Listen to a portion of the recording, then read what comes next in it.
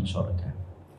Kita tentunya paham ibu-ibu, sesungguhnya kata surga itu disebutkan oleh Allah di dalam Al-Quran 146 kali dalam bentuk jamak, plural, ataupun dalam bentuk tunggal.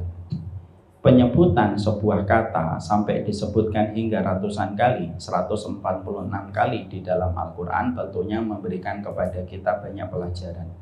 Allah tidak mungkin menyebut penyebutan satu kata berulang-ulang, dan itu ada pada setiap surat, dimulai dari surat Al-Baqarah sampai surat An-Nas, kecuali 146 kali penyebutan Al-Quran ketika menyebut kata surga lebih banyak daripada Allah menyebut kata dunia, memberikan kepada kita sebuah makna.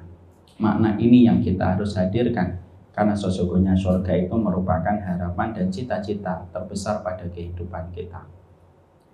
Setelah kita paham Allah menyebut 146 kali dan penyebutan ini memiliki makna, inilah yang menjadikan kita harus berusaha berinteraksi dengan surga dengan sebaik-baiknya.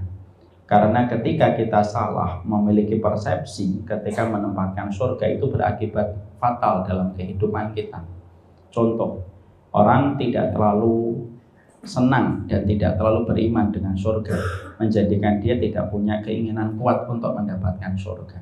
Akhirnya terkadang sering kita jumpai omongan orang yang mengatakan, tidak apa-apalah, saya dapat surga pinggiran, tidak apa-apa. Atau tidak apa-apa, saya masuk neraka dulu, asalkan nanti masuk surga walaupun di pinggiran.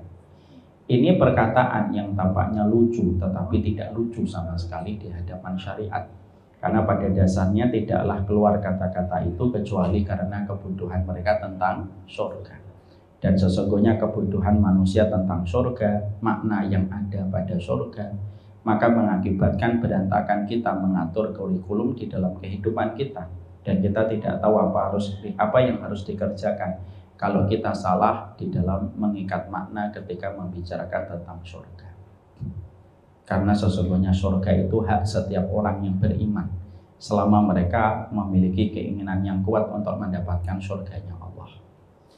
Inilah yang menjadikan kita membicarakan tentang berbagai macam pernak-pernik di surga, yang menjadi pokok pembahasan kita. Dan kita akan melanjutkan pembahasan kita tentang pernak-pernik di surga, supaya betul-betul kita berinteraksi dengan benar, dan supaya keinginan kita mendapatkan surga Allah wujudkan untuk kita ketika kita berinteraksi dengan surga pada panduan ilmu.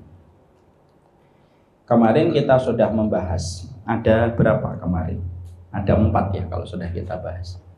Yang pertama, surga itu antara rahmat dan ibadah. Artinya bahwasanya surga itu memang betul, surga itu merupakan bagian dari rahmatnya Allah. Tapi rahmat Allah itu tidak akan bisa kita dapatkan kecuali kita beribadah. Jadi kalau ada yang mengatakan nanti masuk surga itu karena rahmat, jangan terlalu ngoyo di dalam beramal, ini juga salah. Beribadah itu tetap harus maksimal, karena beribadah itu sebagaimana mengumpulkan poin, supaya poin-poin itu memantaskan kita mendapatkan rahmatnya Allah. Orang yang tidak beribadah tidak mungkin mendapatkan rahmat. Tapi maaf, orang yang sombong di dalam beribadah juga tidak bisa mendapatkan rahmat.